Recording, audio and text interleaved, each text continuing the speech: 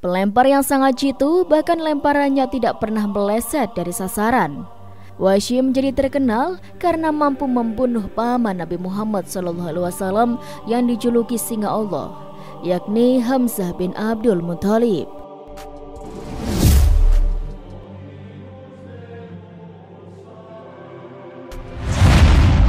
Assalamualaikum warahmatullahi wabarakatuh. Sobat muslim yang beriman, bertemu lagi bersama dengan saya Rizky Nur Hidayah. Dan kali ini Rizky akan menceritakan kisah Wahsy bin Harb, budak kulit hitam yang membunuh paman Nabi. Petunjuk merupakan milik Allah Subhanahu wa Ta'ala, dan kita wajib bersyukur kepada Allah jika termasuk orang yang mendapatkan hidayah dan petunjuk tersebut, karena kita senantiasa dituntun hati untuk tunduk dan patuh kepadanya, menjalankan segala perintahnya dan menjauhi segala larangannya. Lantas, bagaimana cara kita untuk mendapatkan cahaya Allah? Di permukaan bumi ini, salah satu di antara tempat yang dengannya Allah memberikan kita cahaya, yaitu melalui masjid-masjid Allah Subhanahu wa Ta'ala. Allah Subhanahu wa Ta'ala berfirman, cahaya di atas cahaya, berlapis-lapis. Allah membimbing kepada cahayanya siapa yang Dia kehendaki, dan Allah memperbuat perumpamaan-perumpamaan bagi manusia, dan Allah Maha mengetahui segala sesuatu. Quran Surat An-Nur ayat 35. Dari kejadian itulah Wahsy bin Harb dituntun ke jalan cahaya, dan inilah kisahnya. Pada peperangan Uhud, ada seorang yang dikenal karena sifat buruknya.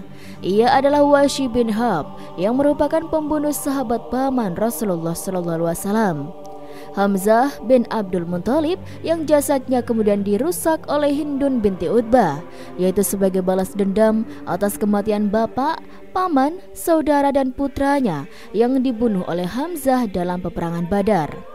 Diketahui, Wahsy sebenarnya merupakan seorang budak milik Jubair bin Mut'am yang pamannya juga terbunuh di perang Badar oleh Hamzah. Kala itu, Wahsy dijanjikan akan dibebaskan dari perbudakan jika ia berhasil membalas dendam dengan membunuh Hamzah. Hindun juga ikut menjanjikan hadiah-hadiah yang berlimpah jika ia berhasil membunuh Hamzah. Nama Wahsy juga dikenal dengan keahlian melempar tombak teknik Habzi. Tempat asalnya Habasyah, Afrika. Wahsy terus melatih kemampuannya tersebut. Wahsy bin Harb merupakan seorang bekas budak kulit hitam dari Ethiopia. Orang-orang Quraisy sering memanggil Wahsy dengan nama Abu Dasma. Meskipun Wahsy adalah seorang budak, namun ia memiliki keistimewaan berupa kekuatan fisik dan keahlian dalam melempar tombak.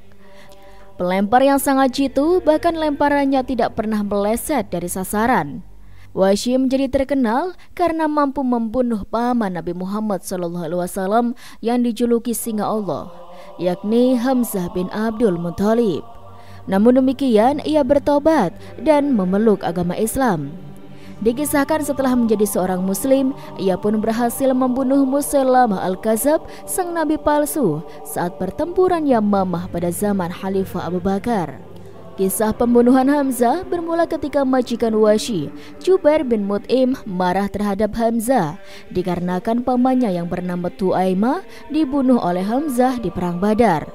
Tidak lama setelah itu, orang-orang Quraisy segera menyiapkan pasukan untuk berangkat ke Uhud, memerangi Nabi Muhammad SAW dan membalas dendam atas kekalahan di perang Badar.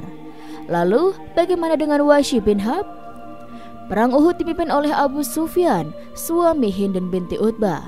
Mereka menyusun pasukan besar serta mengumpulkan sekutu-sekutunya. Selain itu, Abu Sufyan juga memutuskan untuk membawa para wanita cerdas Quraisy dan para biduan untuk memberi semangat orang-orang kafir Quraisy. Ketika pasukan kafir Quraisy hendak berangkat ke Uhud, Jubair bin Mut'im memandangi Wahsy bin Harb dan berkata, "Wahai Abu Dasmah, maukah kamu merdeka dan tidak menjadi budakku?" Wahsy balik bertanya, "Bagaimana caranya?" Jubair menjawab, "Jika kamu membunuh Hamzah bin Abdul Muthalib, paman Muhammad, demi membalas kematian pamanku, Tuaimah bin Adi, maka kamu merdeka." Lalu Wahsy kembali bertanya, "Siapa yang menjamin untukku bahwa janji itu akan dipenuhi?" Jubair berkata, siapa yang kamu inginkan dan aku akan menjadikan dia sebagai saksinya." Setelah berdiskusi dengan Jubair bin Mut'im, Wahsy bin Harb segera mengambil tombaknya dan bergabung dengan pasukan kafir Quraisy. Meskipun dia sendiri sebenarnya tidak ada kepentingan selain membunuh Hamzah dan menjadi merdeka. Singkat cerita, tiba-tiba datang seorang penunggang kuda Quraisy yang bernama Siba bin Abdul Uzza mendahului langkah Wahsy bin Harb. Lalu Siba berkata kepada Hamzah, "Lawanlah aku, wahai Hamzah, lawanlah aku." Hamzah pun menjawab tantangannya. Dia berkata, "Mendekatlah wahai anak wanita musyrik, mendekatlah." Hamzah pun langsung mengayunkan pedangnya ke arah Siba. Lalu Siba bin Abdul Uzza langsung tersungkur dan menemui ajalnya. Pada saat Siba terbunuh, Wahsy bin Harb langsung mencari posisi yang pas. Setelah merasa mendapatkan posisi yang tepat, Wahsy bin Harb langsung menembakkan tombaknya ke arah Hamzah dengan sekuat tenaga, sehingga tombak itu mengenai perut bagian bawah Hamzah dan tembus hingga ke belakang.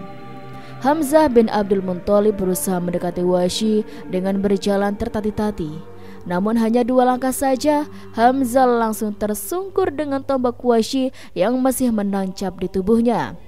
Wahsy bin Harb hanya melihatnya saja dan mendiamkan sesaat sambil memastikan bahwa Hamzah telah wafat.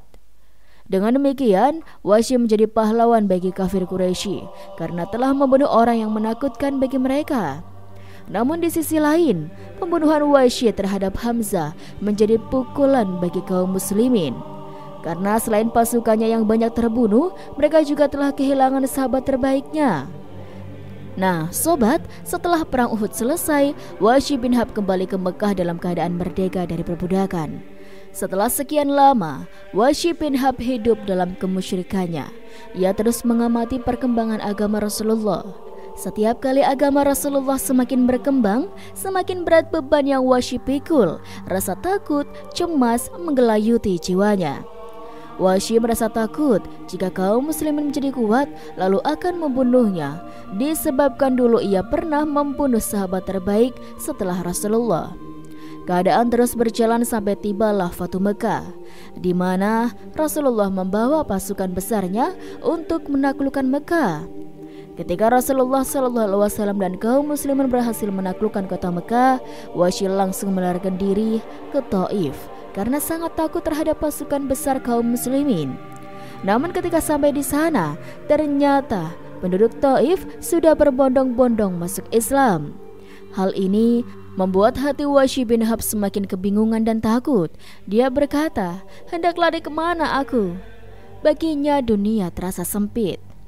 Manakala Wahsy bin Harb sedang dalam kebingungan, tiba-tiba seorang laki-laki yang baik mendekati Wahsy dan berbisik, "Celakalah kamu wahai Wahsy, demi Allah sesungguhnya Muhammad tidak akan membunuh siapapun yang masuk ke dalam agamanya dan bersaksi dengan syahadatul haq." Begitu Wahsy bin Harb mendengar kata-kata laki-laki tersebut, ia langsung pergi ke Madinah untuk menemui Rasulullah. Wahsy bin Harb selain dikenal sebagai pembunuh paman Nabi Muhammad SAW, Hamzah, ia juga dikenal sebagai pembunuh Musailamah al-Kadzab. Namun sayangnya, kejadian ini tidak disaksikan oleh Rasulullah SAW. Setelah sekian lama berada dalam kemusyrikan, Wahsy akhirnya memutuskan untuk masuk Islam. Bagi Wahsy, meskipun dosa-dosanya telah terhapuskan setelah ia menjadi mu'alaf, dia tetap ingin membalas perbuatan yang telah lalu. Pria berkulit hitam itu ingin sekali melebur dosa-dosanya atas paman Rasulullah SAW. Maka pada suatu kesempatan, Wahsy pun bersumpah akan membunuh orang terburuk dari musuh Allah, yaitu Musailamah al-Kadzab, si nabi palsu. Wahsy memutuskan untuk bertaubat dan pergi ke Madinah, mencari tahu berita keberadaan Rasulullah. Hingga akhirnya dia menemukan Rasulullah sedang berada di masjid. Wahsy segera menemuinya dengan hati-hati dan waspada, sehingga sampailah ia berdiri di depan Rasulullah sambil mengucapkan syahadat. Rasulullah mendengar 2 kalimat syahadat itu langsung mengangkat pedang beliau ketika Wahsy bin Harb. Setelah beliau melihat wajah Wahsy, beliau kembali menundukkan pandangan dan bersabda, "Kamukah Wahsy?"